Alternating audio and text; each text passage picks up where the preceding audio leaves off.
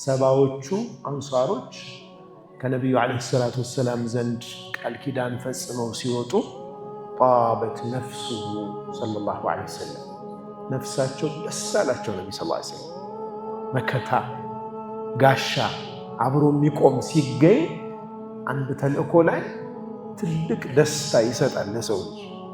ብቸኝነት ክፉ ነው ወንድሞቼ። አንድ ሰው እውነትም ይዞ ብቸኛ እንደሆነ ሲሰማው ስነ ልቦናዊ ጫናው ከባድ።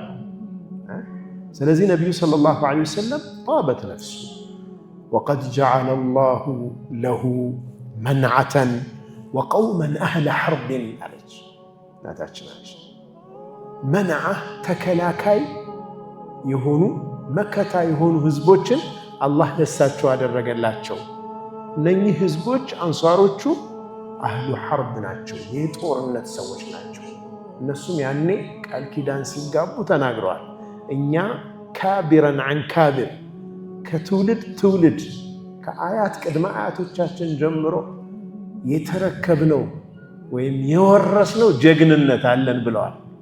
ጦርነት ላይ ወደኋላ አንልም፣ ለጠላት ማንበገርነን ያሉት ማለት